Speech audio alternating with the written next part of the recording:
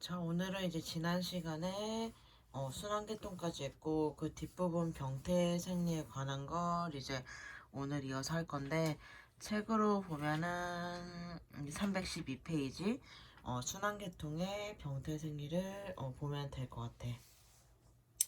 그래서 이 PPT 파일은 이제 그 자료실에 올려놨으니까 이제 그 PPT 파일을 보면서 강의를 보면 이제 좀 더 이해하기 쉬울 것 같고, 이 프린트랑 이제 책이랑 같이 펴놓고 이제 동영상을 보면 될 것 같아. 그래서 우리가 이제 순환계통까지 했는데, 이제 우리가 흔히 볼 수 있는 혈액 질환이 있어. 그래서 그 대표적인 게 이제 첫 번째가 빈혈일 거고, 그 두 번째가 이제 뭐 혈우병, 백혈병 이렇게 있는데, 먼저 빈혈에 대해서 먼저 보면, 자, 빈혈이라 함은 이제 혈액의 산소 운반 능력이 감소된 상태를 말하는 거고, 이 적혈구수가 감소하거나 이제 혈색소량의 감소가 직접적인 원인이야, 빈혈에 있어서. 그래서 이 빈혈은 이 발생 원인에 따라서 이제 몇 가지로 분류할 수가 있는데, 종류를 보게 되면은 이제 철결핍성 빈혈, 그리고 출혈성 빈혈, 그리고 악성 빈혈, 재생불량성 빈혈, 용혈성 빈혈 이렇게 나뉠 수가 있는데, 자, 이 중에서 가장 흔한 빈혈은 무엇일까? 이 다섯 가지 중에서 이 다섯 가지 중에서 가장 흔한 빈혈이 바로 이제 첫 번째 있는 철결핍성 빈혈이야. 그래서 이제 가장 흔한 빈혈이 이제 철결핍성 빈혈이 되겠고, 특히 이제 여성에 있어서는 월경이라든지 또는 이제 임신 중 태아에 이제 철분 요구도가 증가가 되면서 이제 빈혈이 일어날 수가 있고, 이제 그 외에도 이제 위장 간의 만성적인 출혈 등이 이제 원인으로 작용을 해서 이제 철결핍성 빈혈이 발생할 수가 있다. 그리고 이제 두 번째가 출혈성 빈혈인데, 이 출혈성 빈혈이라면 딱 그 이름에도 나와 있듯이 이제 갑자기 많은 출혈을 하게 되면은 이제 급성 빈혈을 초래할 수가 있다. 자, 그리고 그 다음이 이제 악성 빈혈인데, 이 악성 빈혈은 이제 적혈구가 생성될 때 철 외에도 이제 비타민 B12나 엽산 등이 필요한데, 특히 이제 이 비타민 B12의 흡수 장애가 발생을 하게 되면 이제 악성 빈혈이 발생할 수가 있다. 그래서 이 비타민 B12의 역할이 중요하다라고 볼 수가 있지. 그리고 이제 그 다음이 이제 재생불량성 빈혈인데, 이 재생불량성 빈혈은 이제 뭐 방사능이라든지 X선 또는 벤젠 또는 뭐 일부 항생제에 노출이 되었을 경우에 이제 발생을 하는데, 이제 골수암과 같은 이제 골수 질환에 의해서 이제 골수의 혈액세포 생성 기능이 억제될 때도 이제 발생을 할 수가 있다. 그래서 골수의 혈액세포 생성 기능이 억제되면은 이 경우에 이 적혈구의 생성이 원칙적으로도 억제가 되기 때문에 재생불량성 빈혈이 발생을 할 수가 있다. 그리고 이제 마지막이 용혈성 빈혈인데, 이 용혈성 빈혈은 기계적 원인이나 또는 이제 뱀독과 같은 독소에 의해서 혈구가 파괴되어서 발생을 하게 되는 거야. 그래서 이 기계적 원인 또는 뱀독과 같은 독소에 의해서 혈구가 파괴가 돼서 발생하는 빈혈이 이제 용혈성 빈혈이라고 한다. 그래서 용혈성 빈혈은 이 두 가지로도 발생이 되긴 하지만 이 유전적 인자에 의해서도 발생을 할 수가 있다. 그래서 우리가 총 다섯 가지의 이제 빈혈에 대해서 봤고, 그래서 두 번째로 또 이제 흔히 볼 수 있는 혈액 질환이 뭐냐 하면 이제 혈우병이야. 이 혈우병은 이제 유전적인 원인으로는 이제 혈액응고 인자가 결핍되어서 발생하는 출혈성 질환이야. 그래서 우리가 지난 시간에 그 프린트도 잠깐 나눠줬는데 혈액응고 인자가 있었지, 얘들아. 그래서 이 혈우병은 이제 결핍된 혈액응고 인자의 종류에 따라서 세 가지로 분류를 할 수가 있어. 그래서 이 총 A, B, C 이렇게 세 가지로 분류할 수가 있는데, 이 세 가지 중에서 가장 흔한 혈우병이 바로 첫 번째 A형 혈우병이야. 그래서 이 A형 혈우병은 혈액응고 인자 8번이 결핍된 경우지. 그래서 A형 혈우병은 혈액응고이자 8번이 결핍이 되었으며 이것이 가장 흔하다. 그리고 이제 B형 혈우병은 이제 혈액응고인자 9번. 그리고 C형 혈우병은 혈액응고인자 11이 결핍이 되었을 때 이제 발생을 할 수가 있다. 그래서 이 A형과 B형은 이제 남성에게서만 나타나는 혈우병이야. A, B, C 중에서 A형과 B형은 남성에게만 나타나는 혈우병이지만 이 C형은 남자, 여자 모두에게서 나타나는 혈우병이다. 그래서 혈우병의 증상을 간단히 보면 이제 뭐 코피, 혈뇨, 관절 출혈이 발생을 하게 되는데 이 외에도 이제 뭐 자연적으로 혹은 외상에 의해서 피하 혹은 근육 내 출혈로 멍이 자주 들고 잘 낫지 않은 증상도 나타날 수가 있다. 그리고 그 다음 혈액 질환을 보면 이제 백혈병이 있는데 이거는 책 우리 몇 쪽이지? 334쪽에도 백혈병이 나와 있긴 한데 먼저 간단히 보면 이 백혈병은 악성 종양이에요. 일종의 악성 종양이고 이제 골수의 백혈구 생성 기능이 제어 불능 상태로 증가해서 백혈구 수가 증가하는 질환을 이제 백혈병이라고도 해. 그래서 이 백혈병은 어떻게 분류를 하냐 하면은 이 백혈구 중에서 어떤 것이 증식하였느냐에 따라서 백혈병을 분류를 할 수가 있어. 그래서 백혈병은 급성 백혈병이랑 이제 만성 백혈병으로 나뉠 수가 있는데 이제 이 급성 백혈병은 이제 일반적으로 미성숙 백혈구가 증식을 했을 경우고 이 만성 백혈병은 성숙 백혈구가 증식했을 경우야. 그래서 미성숙 백혈구가 증식을 했다 하면은 그것은 급성 백혈병이고 이제 성숙한 백혈구가 증식을 했으면 이제 만성 백혈병이라고 할 수가 있어. 그래서 우리가 334페이지 책을 다시 보면 이제 백혈병을 같이 보게 되면 이 백혈병은 소화에서 일어나는 악성 종양 중에 가장 많다. 그리고 대표적인 환경적 발병 요인은 방사선이라고 할 수가 있다. 그래서 백혈병도 종류가 얘들아 총 4가지가 나와 있어. 급성 골수성 백혈병, 급성 림프구성 백혈병, 만성 골수성 백혈병, 만성 림프구성 백혈병. 그래서 이 급성과 만성의 차이는 성숙이냐 미성숙이냐 라는 차이였고 간단히 보면 이제 급성 골수성 백혈병은 AML이라고도 하고 이것은 15세에서 40세 사이에 잘 발생하고 골수의 변화는 경미하다. 그래서 골수 내강은 골수세포의 가정식으로 적골수를 나타내고 백혈병 세포로는 미성숙한 골수모구나 정골수구와 비슷한 세포가 대다수이다. 그치? 좀 전에 급성 백혈병은 미성숙 백혈구가 증식이라고 했는데 책에도 나와 있듯이 백혈병 세포로는 미성숙한이라고 나와 있지. 그리고 밑에 급성 림프구성 백혈병은 ALL이라고도 하고 이것을 보면은 이제 주로 소아나 유아, 특히 4세 때 많이 발생하고 80% 이상이 비림프구에서 유래한다. 특히 아기들이 많이 있는 병이 이제 이 병, 급성 림프구성 백혈병이라고 알고 있으면 될 것 같아. 그리고 그 밑에 만성 골수성 백혈병은 CML이라고도 하고 얘는 대퇴골에서 골수의 성분이 현저히 증가하고 적회색의 골수에서 때때로 고름 모양을 나타내므로 농양수라고도 한다. 그리고 이제 마지막 만성 림프구성 백혈병을 보면 얘는 CLL이라고도 한다. 얘는 특징이 보면 50세 이상의 남자에서 볼 수가 있다. 그래서 전신 림프절의 종대와 비종대가 특징적으로 나타나며 골수, 간장, 콩팥, 허파 등에서 림프구의 침윤을 볼 수가 있다. 그래서 각각의 특징이 있는데 그냥 이런 게 있구나 라고 간단히 보면 될 것 같아.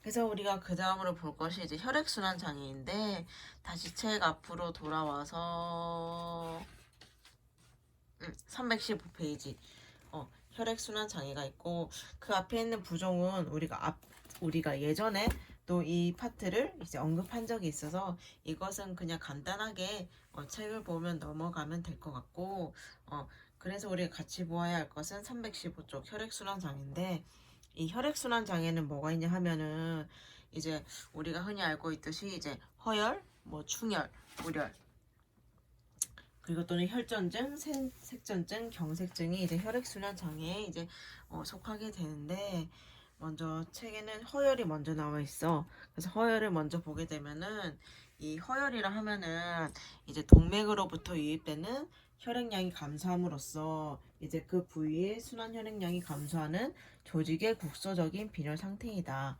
간단하지 얘들아. 동맥으로부터 유입된 혈액량이 감소를 해서 그 부위에 이제 순환 혈액량이 감소를 하는 거야. 그래서 이 허혈의 원인을 보면 이제 동맥경화라든지 동맥염, 혈전, 색전 이런 것들에 의해서 발생을 할 수가 있고, 이 허혈이 계속되게 되면은 이제 산소 결핍이나 영양 저하로 인해서 장애가 초래될 수가 있어. 그래서 이 증상이 뭐냐 있냐 보면 이제 뭐 동통이라든지 또는 창백 또는 맥박 감소 또는 감각 이상, 부종, 마비 등이 있다. 그래서 허혈과 연관된 것은 동맥이라고 보면 되고, 그 다음을 보면 충혈. 이 충혈도 이제 동맥이랑 관련이 있는데, 충혈은 이제 동맥 내로 유입되는 혈액량이 증가함으로 인해서 이제 그 부위에 동맥 및 모세혈관의 혈액이 과량으로 들어있는 거야. 좀 전에 허혈은 그 혈액량이 감소를 해서 그 부위의 순환 혈액량이 감소하는 거였는데, 그 반대로 충혈은 동맥 내로 유입되는 혈액량이 증가로 그 부위에 동맥 및 모세혈관의 혈액이 과량으로 들어있는 상태이다. 그래서 충혈을 일으키는 부위는 이제 산소 함량이 많은 혈액이 증가함으로 주로 선원색을 띠겠고, 이제 온도가 상승되어서 맥박을 인식할 수가 있다. 그래서 허혈과는 조금 반대되는 개념으로 보면 될 것 같아. 그래서 이제 우열인데, 좀 전에 이제 출혈이라든지 이제 충혈이라든지 허혈은 이제 동맥과 관련이 있었는데, 이 우열은 정맥과 관련이 있어. 그래서 보면 우열은 정맥으로부터 정맥 혈액의 배출이 장애를 받아서 조직 내 혈액이 증가해서 정맥 혈액이 몰려 있는 것이다.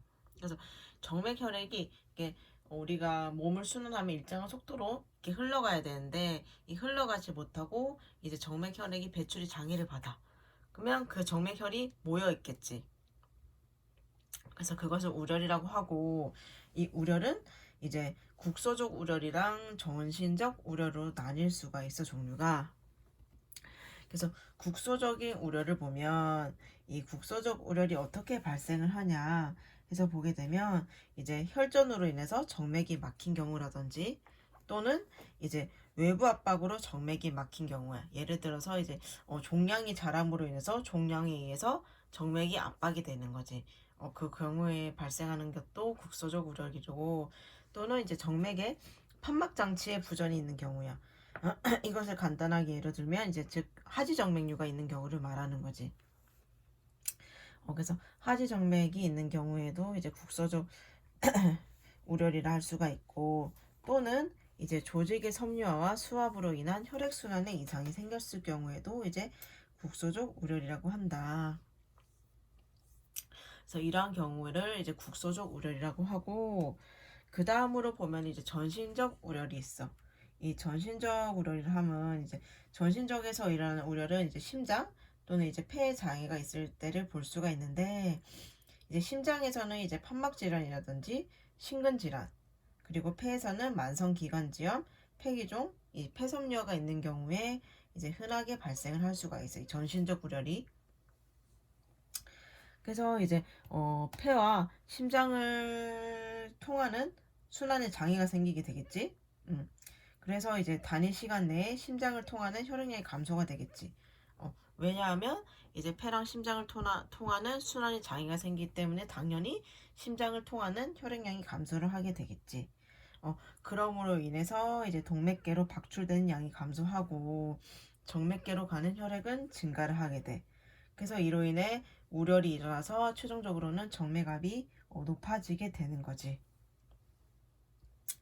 그래서 이때 정맥이랑 모세혈관에는 혈액이 서서히 흘러서 결과적으로는 이제 조직에 산소 공급이 부족해서 혈중 산소 감소증과 청색증이 일어나게 된다. 그래서 이 만성우열 시에는 이제 장기가 커지고 이제 섬유화로 굳어지는데 그게 또 각 장기에 특징이 나타나는 게 있어. 그래서 만성우열 시에는 폐를 보게 되면은 폐는 점점 단단해지는 것이 특징이고 간은 이제 우리가 간 파트 할 때도 했지만 이 중심부에 중심정맥이 있다고 했잖아. 중심부에 중심정맥이 있어서 이 간소엽의 중심부에서 우열이 가장 심하게 되고 간세포는 위축되고 소실이 돼. 그래서 이것이 오랫동안 지속이 되면 이 중심부로부터 우열이 일어나게 돼서 섬유화가 일어나게 돼서 이제 간 경병증이 나타나게 되는 거지. 그리고 신장에 있어서는 이제 또한 우열이 생기겠지. 그렇게 되면 이제 신장은 굳어지고 이제 증상이 심할 때는 이제 소변난도 감소를 하게 돼. 그리고 비장에 있어서는 얘는 또 비장이 길어지게 되고 커지게 되고 또는 이제 표면이 평활해지는 게 특징이다. 이제 국소적 우열이랑 이게 전신적 우열에 대해서 이제 간단히 봤고 이제 그 다음으로 우리가 보아야 할 것이 이제 혈전 그리고 색전 그리고 경색 혈전, 색전, 경색이 있는데 먼저 혈전을 먼저 보게 될 텐데 혈전이라고 하면 이제 비정상적으로 혈관 내에서 혈액이 응고해서 굳어진 혈액의 덩어리를 혈전이고 이 혈전으로 인해서 일어나는 병이 혈전증이라고 할 수가 있어. 그래서 주로 혈전의 호발 부위는 이제 심장동맥, 심장판막, 뇌동맥, 다리정맥이 있고 이 혈전의 종류에는 백색혈전, 적색혈전, 혼합혈전, 이렇게 초자혈전 이렇게 나뉠 수가 있다. 그래서 기초의학 책을 보면은 317쪽, 그 318쪽 글 같이 보면 될 것 같고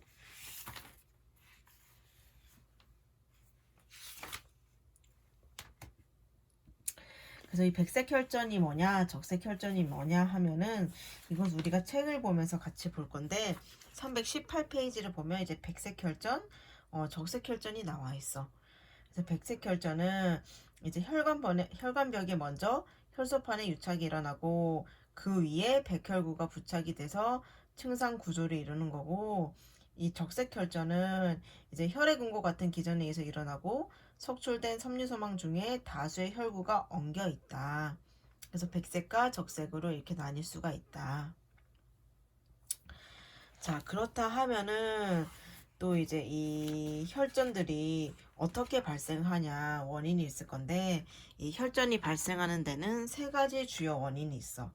첫 번째가 혈관벽이 변화가 있다라든지 두 번째는 혈류의 변화가 있다. 그리고 세 번째는 혈액 성상의 변화가 있을 때 이제 혈전이 발생을 하게 되는데 이 혈관벽에 의한 변화는 예로는 뭐가 있냐 하면은 우리가 쉽게 생각할 수 있는 게 동맥경화 또는 이제 외상 등으로 인해서 이제 혈관의 내면을 덮는 혈관 내피세포에 상해가 생겨서 이제 혈소판이 상해 부위에 부착이 돼서 응집해서 발생을 하게 되는 거야.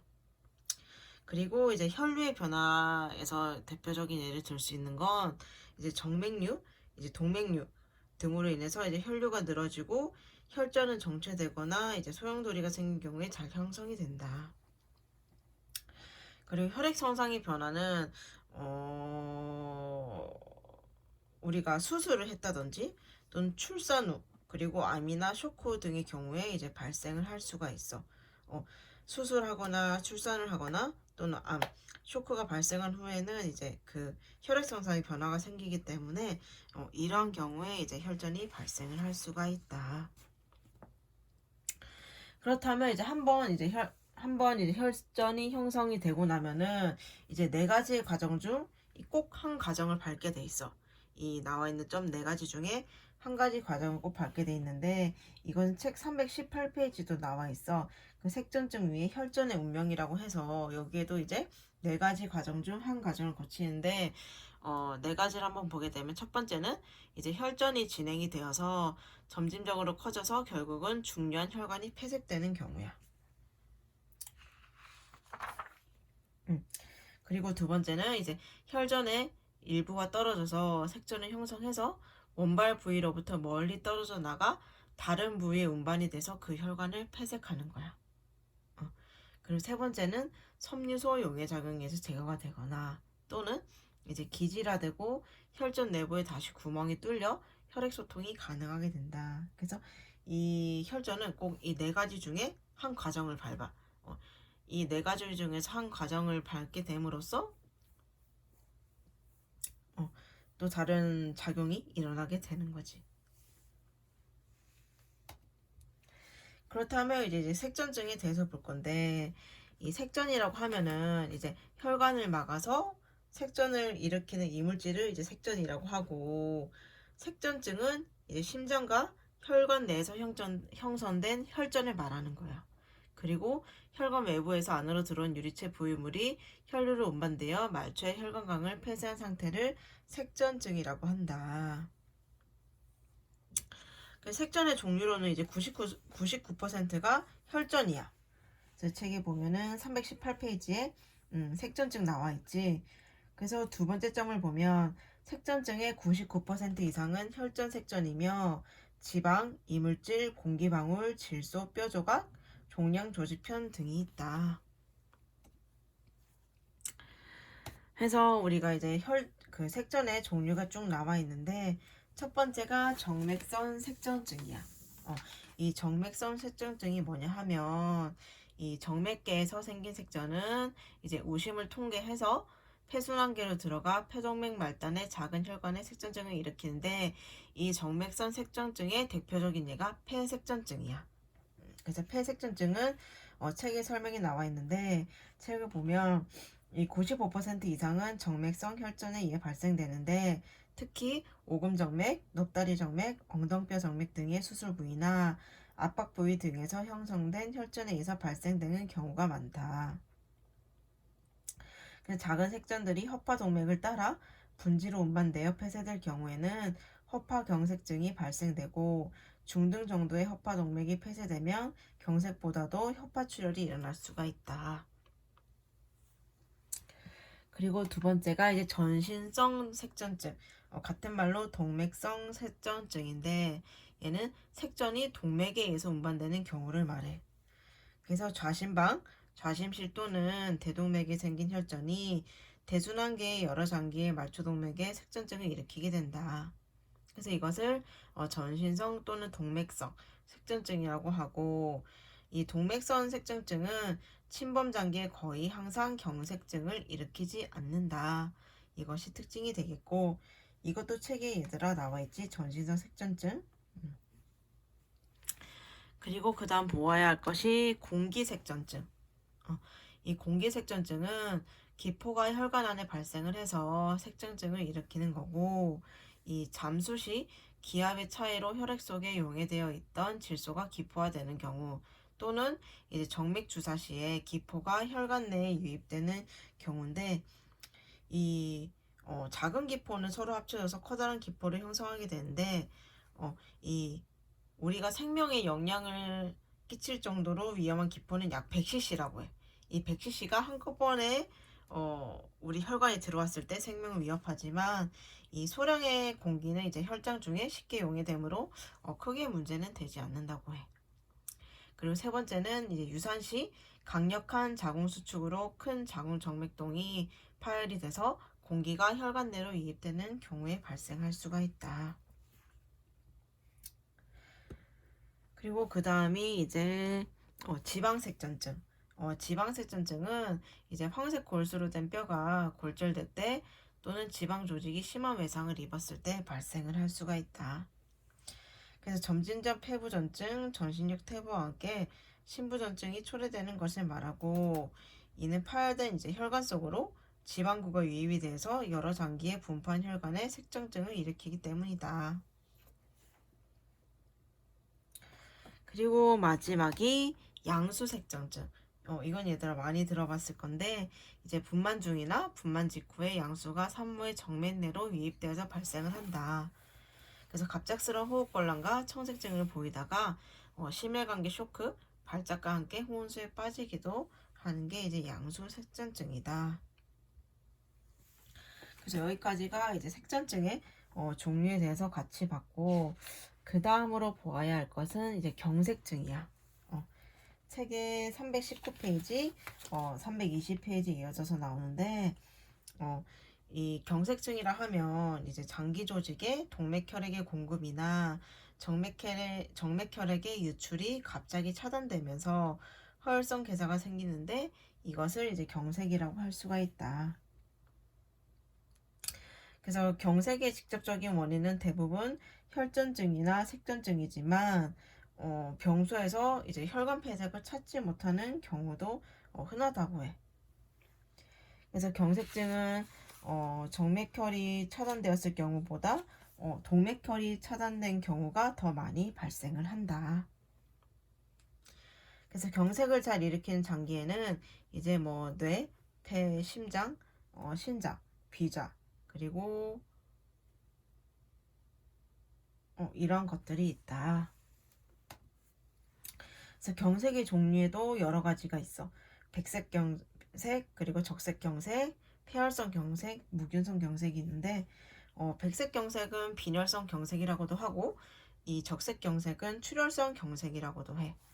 그래서 책이랑 같이 보게 되면 이 백색 경색은 동맥 폐쇄가 있거나 또는 이제 고형 조직의 동맥 순환이 차단될 때 일시적으로 충혈이 되었다가 회백색의 경색을 보이는 경우를 이제 백색 경색이라고도 할 수가 있어. 그래서 잘 침범되는 장기는 심장, 지라, 콩팥 등이 있고, 이 정색 경색은 이제 정맥과 연관이 있어.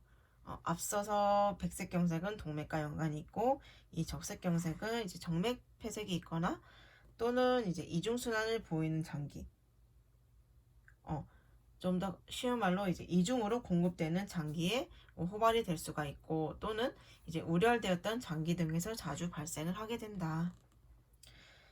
그래서 이제 폐에서 동맥 폐색이 생길 경우에는 이제 폐실질에 이제 우렬이 생겨서 정색 경색을 일으킬 수가 있고 장이나 난소에서도 흔히 볼 수가 있다. 그리고 그 다음이 보면은 이제 폐혈성 경색인데 이 폐혈성 경색은 이 괴사가 있는 병소에 균이 존재할 때 발생하는 경색을 말하는 거야. 그래서 얘에도 적혀 있듯이 심장 판막염에 존재하던 균이나 혈액에 감염되었던 균에 의해서 감염성 폐렴이 발생하는 경우를 이제 폐혈성 경색이라고 할 수가 있고 마지막이 이제 무균성 경색인데 말 그대로 이제 병소에 균이 존재하지도 않으면서 단순한 괴사를 일으키는 게 무균성 경색이다. 그렇다면 이제 경색 중에서 가장 중요한 경색이 뭘까 얘들아? 우리 생명과도 관련이 있는 심근경색이지. 경색 중에 가장 중요한 경색이 이제 심근경색. 그 또한 뇌경색도 있는데 이 심근경색은 이제 심장근에 필요한 혈액량을 충족시키지 못할 때 일어나며 이제 대부분 관상동맥 경화증에서 발생을 하는 게 심근경색이다. 그래서 좀 더 쉽게 말하면 이제 즉 심장에 피를 공급받는 혈관이 막혀서 그 동맥에 의해서 영양분을 공급받는 부위가 괴사에 빠지는 것이 심근경색이지. 그래서 우리가 여기까지가 경색에 대해서 보았고 그 다음이 이제 쇼크. 쇼크에 대해서 볼 건데 321페이지에 쇼크에 대해서 이제 연속으로 나와 있어. 그래서 이 쇼크는 순환계의 허탈이라고도 하지. 그래서 이 쇼크는 원인이 무엇이든지 간에 근본적으로 발생하는 기전을 보면 첫 번째가 혈액량 감소, 두 번째가 심장 박출량 감소, 그리고 세 번째가 혈액 재분포의 이상 등으로 초래된 세포와 조직의 광범위한 저관료라고 할 수가 있겠다. 그래서 혈액의 관료 부족이 있을 때는 이제 세포라든지 조직의 산소와 영양분이 공급이 불충분해지기 때문에 대사산물의 처리가 잘 되지 않지. 그래서 쇼크의 초기 시에 적절히 치료가 이루어지면 이제 순환장애라든지 대사장애는 교정이 가능하고 세포의 상해도 가역적이지만 쇼크 상태가 지속되거나 악화되면은 이제 세포가 비가역적으로 손상이 되어서 환자는 이제 사망에 이를 수도 있다. 그렇다 하면 이제 쇼크에도 종류가 있을 것인데 한번 보면 이제 심인성 쇼크, 저혈량성 쇼크, 그리고 폐혈성 쇼크, 그리고 신경성 쇼크 이렇게 나뉠 수가 있는데 첫 번째로 심인성 쇼크를 보면 말 그대로 이제 심장근 자체에 손상을 입거나 또는 이제 외압 혹은 유출로 인해서 폐쇄되어 이제 심근 펌프 기능의 부전이 나타나는 증상이다. 그래서 이제 뭐 심근경색이라든지 또는 심장이 파열됐다든지 그리고 또는 부정맥 그리고 심낭압전 그리고 폐색전 등에서 이제 주로 심인성 쇼크가 나타날 수가 있다. 그 다음을 보면은 이제 저혈량성 쇼크인데 이 저혈량성 쇼크는 이제 말 그대로 이제 출혈이 심하거나 또는 구토 또는 설사 등에 의해서 체액 소실 또는 화상이나 심한 외상의 경우 혈액 또는 이제 혈장량이 부족해서 일어나는 쇼크이다. 그리고 이제 폐혈성 쇼크는 이제 우리 몸에 심한 세균 감염이라든지 그리고 그람운성균 그리고 그람 양성균 폐혈증에 의해서 말초혈관이 확장 또는 혈액의 저류 또는 세포막이 상해 그리고 내피세포 상해 및 이제 파종성 혈관 내응고증 그리고 말초혈관 확장 및 저류에 의한 쇼크가 발생한 게 폐혈성 쇼크라고 할 수가 있겠다.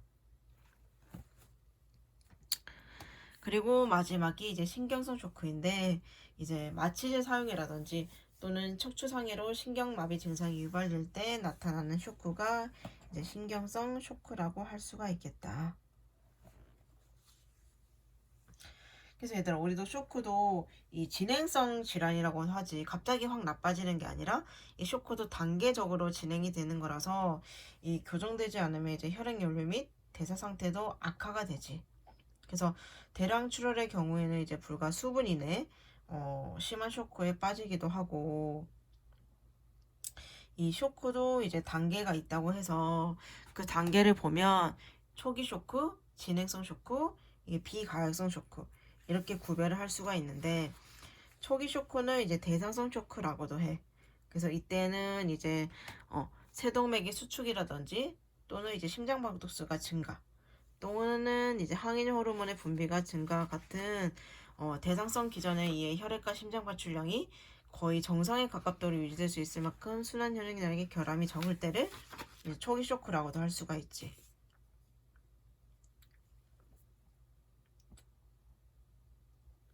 그리고 두 번째가 이제 진행성 쇼크인데 진행성 쇼크는 비대상성 쇼크라고도 해.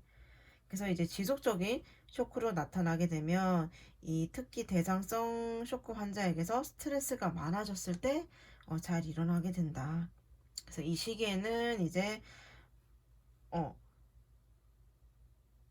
허파 환기가 감소를 하게 되고 또는 이제 호흡이 빈발해지면서 빈호흡이 나타나게 되고 또는 이제 심장으로 유입되는 혈액량이 줄어들어서 이제 핍뇨가 발생을 하게 되고 또 간에서는 이제 젖산분해가 감소되어서 산혈증이 나타날 수가 있다. 그래서 이는 다 이제 모두 이는 충분히 진행된 모든 종류의 쇼크에서 나타나는 특징적인 대사의 결과라고 볼 수가 있겠다. 그리고 그 다음에 이제 비가역성 쇼크. 돌이킬 수가 없는 거지. 그래서 순환장애가 정지되지 않고 계속 악화되는 경우를 말하며 이때는 이제 심장 박출량이 감소하고 또는 진행성으로 혈압이 점점 떨어지고 대사성 산혈증의 악화 등이 현저해지게 되는 거지. 그래서 이와 같은 증상에 의해서 장기의 허혈성 세포 괴사가 초래돼 이와 같은 증상에 의해서 장기의 허혈성 세포 괴사가 초래되고 그로 인해서 의식에 장애가 오고 혼수 상태로 되고 그럼으로써 심부전증 및 요도증이 일어나게 되는 거지. 그럼으로써 점점 쇼크가 진행되면서 이제 사망에 이를 수가 있다. 그래서 쇼크도 이렇게 단계가 있기 때문에 구분을 할 수가 있다.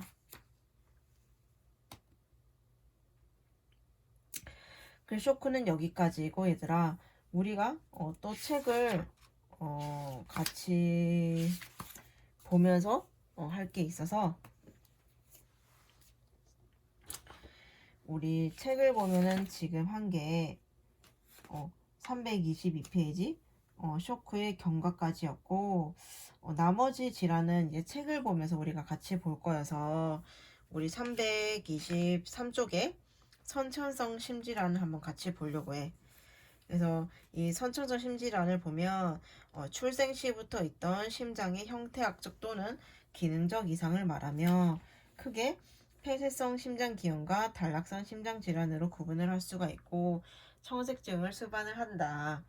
그래서 팔로사징후, 그 두 번째가 심방중격혈손, 심실중격혈손, 방실중격혈손, 동맥관 개손이 있는데 팔로사징후를 먼저 같이 보면 팔로사징후는 청색증을 동반하는 선천성 심질환 중에서 가장 흔하다.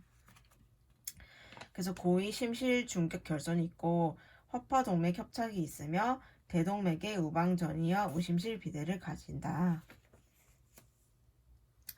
그 두 번째 D를 넘어가게 되면 심방중격혈손인데 이것은 태생기 제4주에 심방에서 막성의 구조가 심방벽에서 자라는데 이것이 난원형으로 개방된 채 완전히 막히지 않은 상태로 좌심방의 혈액이 우심방으로 계속 통하게 되면 우심은 과로에 의한 확장이 오고 허파동맥도 확장이 된다. 이것의 특징은 청색증은 나타나지 않는다. 그리고 세 번째가 심실중격결손인데 이것은 좌우의 심실을 경계하는 심실중격 일부에 결손된 구멍이 있다. 그래서 결손된 구멍의 크기는 직경 1cm 이하의 아주 작은 것부터 중격의 대부분을 함유하고 있을 정도로 큰 것도 있다. 그래서 구멍의 크기는 되게 다양한 것이 특징이고 그 밑에 보면 결국 우심실에서 허파동맥으로 많은 혈액이 유입이 되어서 폐고혈압이 된다. 그리고 네 번째를 보면 방실중격결손이 있는데 같은 말로 1차공 결손, 공통방실관, 심내막상 결손이라고도 한다. 그래서 심방중격 전화방의 결손과 함께 방실판막의 기형 및 심실중격 결손이 동반이 된다. 그래서 이 방실중격 결손이 있으면 심실중격 결손도 같이 동반이 될 수가 있다. 그리고 다섯 번째는 동맥관 개존. 이 동맥관 개존을 보면 이것은 태생기의 동맥관이 생후에도 다치지 않는 기형으로 대동맥 압력이 높고 허파동맥 압력이 낮기 때문에 대동맥에서 허파동맥으로 향하는 단락이 일어나고 심박동 주기와 관계없는 연속성 잡음이 들린다. 그래서 이 각각의 특징을 구분해서 알고 있으면 좋을 것 같고 그 뒤에 우려성 심부전, 허혈성 심질환, 이 급성 심근경색은 우리 내과랑 심장 파트에서도 했던 부분이라서 이것은 살짝 넘어가고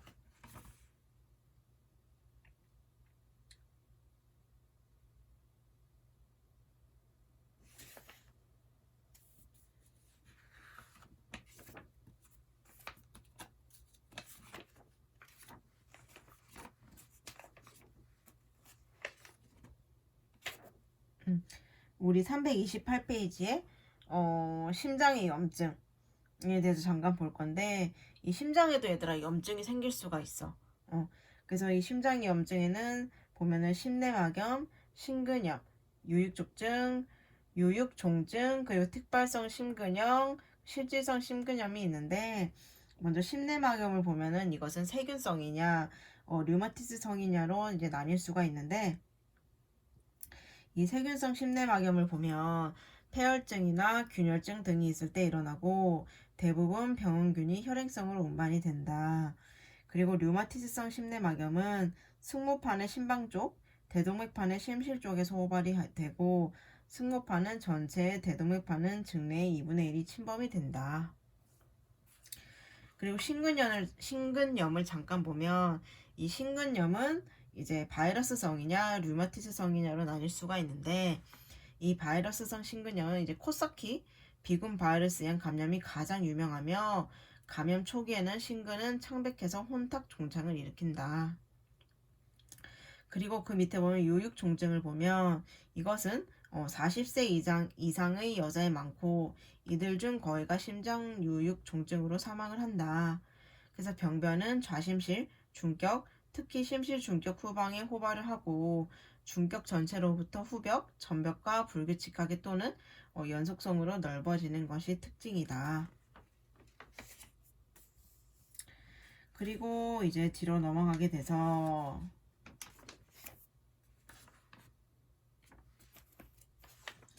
우리 331쪽에 혈관 질환에 있어서 동맥경화증 이 부분을 같이 볼 건데, 이 동맥경화증을 같이 보면 동맥벽에 지방이 침착되어 일어나고 당뇨 합병증으로도 온다.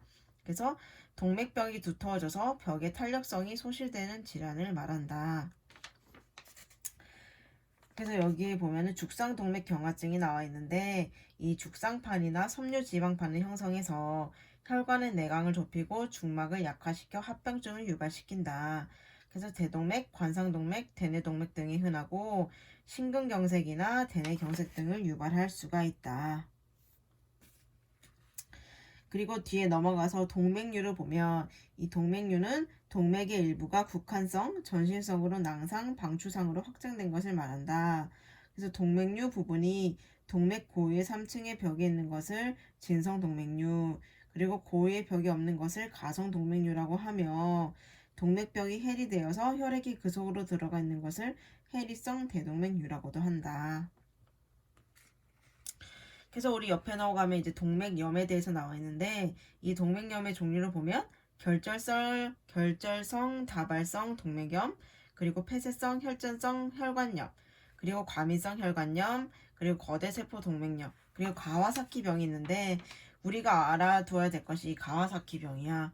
그래서 가와사키병을 보면 급성열증 피부전막 림프절 증후군이라고도 하며, 주로 소아에게서 발생을 한다.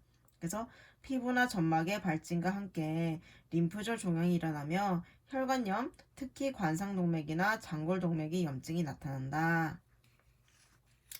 그래서 동맥류나 혈전을 형성하며 관상동맥의 폐색을 일으켜 사망하는 수가 있다. 뒤에 335페이지에 보면 가와사키병이 또 따로 한 번 더 나와 있어. 그것도 같이 보면 앞서 말했듯이 급성 열성 피부전막 림프절 증후군이라고도 한다. 라고 되어 있고, 3세 이하의 유아에게서 잘 발생하는 원인 불명의 급성 열성 발진성 질환이다. 그래서 10일 내외의 지속적인 발열, 손과 발바닥의 미만성 홍반, 그리고 발진, 안구점막 출혈, 입안 인후 점막의 미만성 발적, 혀유두의 종대, 손발의 부종 등이 나타난다.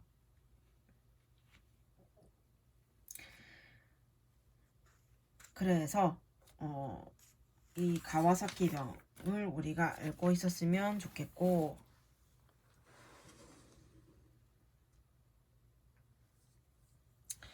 앞에도 나왔고 뒤에도 나왔기 때문에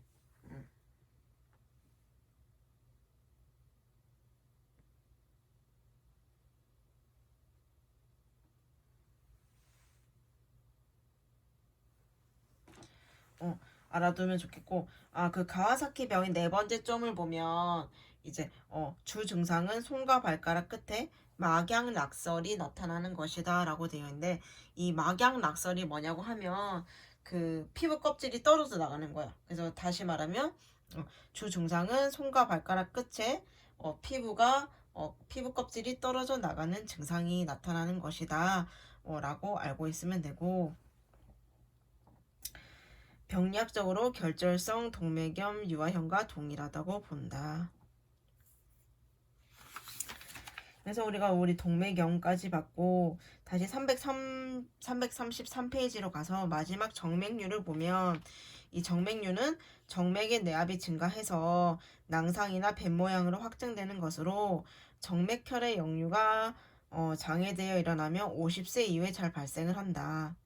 그래서 서서 일하는 사람의 하지 피하 정맥이 많고 그래서 하지 정맥류가 발생을 하게 되는 거지. 그리고 비만인 사람도 피하부에 지방 축적이 많아서 지지 조직이 약해서 정맥류의 발생 빈도가 높다. 그래서 이외에 정맥 혈전증, 간정맥 혈전증, 상대 정맥 및 하대 정맥 증후군 등이 있다. 라고 해서 여기까지 봤고, 그리고 우리가 334페이지에 호즈킨병, 호즈킨병 또는 호즈킨 림프종을 같이 보면 이 호즈킨병은 병리학적으로 리드스턴버그 세포라는 독특한 종양 거대 세포가 여러 종류의 염증 세포들과 혼재되어서 발생을 한다라고 되어 있어. 그래서 생물학적으로는 감염 질환에서처럼 발열 등의 전신 증상이 나타나고 대다수가 림프절에서 원발하며 인접한 림프절로 확산하고 병의 말기에는 비호츠킨 림프종과는 달리 백혈배성 전환을 일으키지 않는다 라고 나와 있어.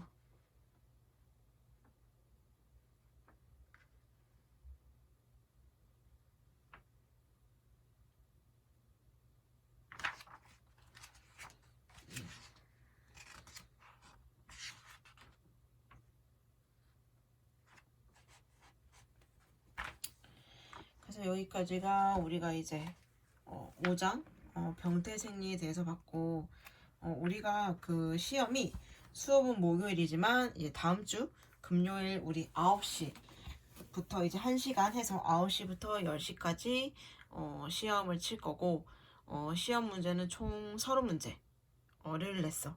그래서 주관식은 없고 다 객관식으로 문제를 냈고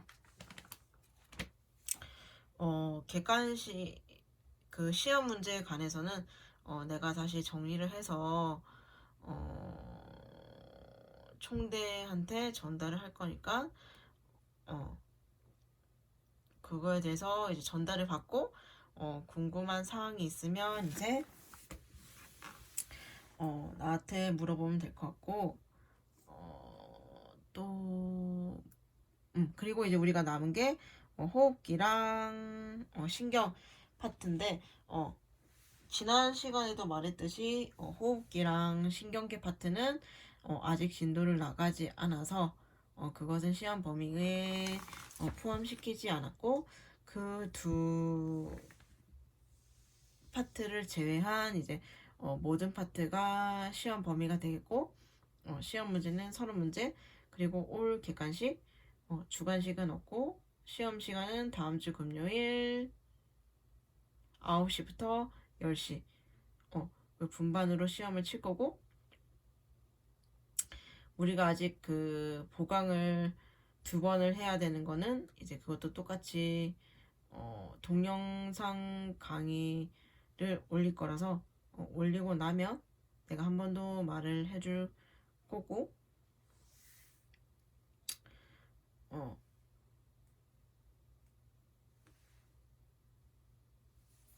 그리고 그 우리 기초의학책 2페이지를 얘들아 볼래?